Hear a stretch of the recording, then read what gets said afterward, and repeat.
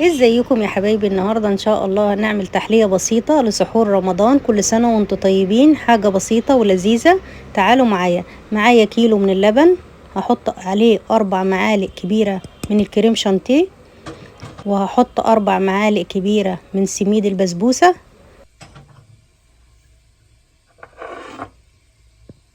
ومعايا نص كوباية من السكر، ومعايا معلقتين كبار من النشا. هقلبهم مع ربع كوباية مية،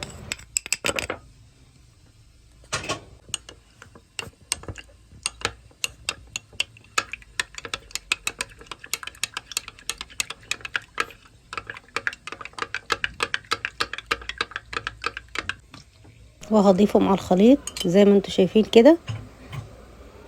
ومعايا علبة زي ما انتوا شايفين من الكريم كراميل. هاخد الكيس اللي انتوا شايفينه ده اللي هو البودرة، احطه دلوقتي مع الخليط.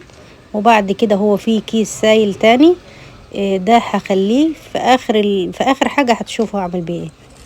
وربع معلقة فانيليا،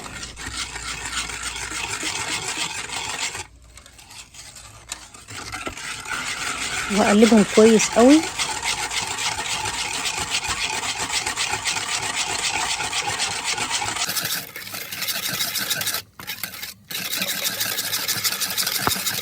وبعد كده هرفعه على النار. ايدي فيه طبعا مش هسيبه خالص عشان ما يكتلش معاكي.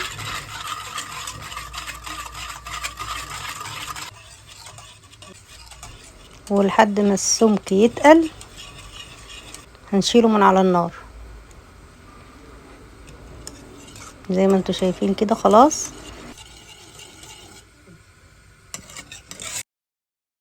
معايا طواجن بتاعة الفرن، هحط فيها كده الخليط،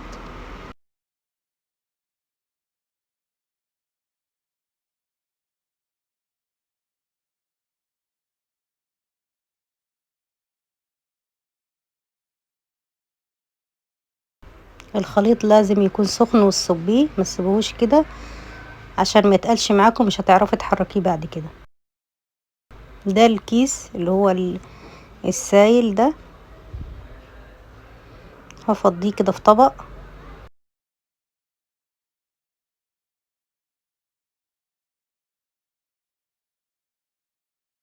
وبعد كده هنزل بمعلقتين كبار من القشطة.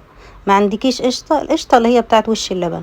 ما عندكيش قشطة، خلاص استعمليه كده من غير اي حاجة، بس بتديله يعني طعم حلو.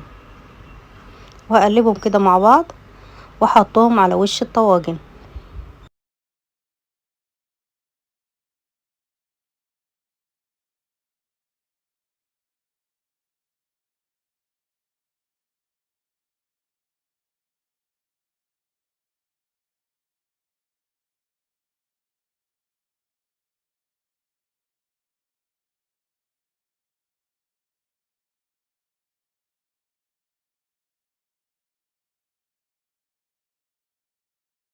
وبالهنا والشفا. طلعتهم خلاص من الفرن، هما بياخدوا حوالي 10 دقايق تحت الشواية. شايفين الشكل جميل جدا، الطعم حلو قوي. وبعد كده بتسيبيه يبرد خالص، وبعد كده تدخليه التلاجة، وبعد كده تاكليه بالهنا والشفا.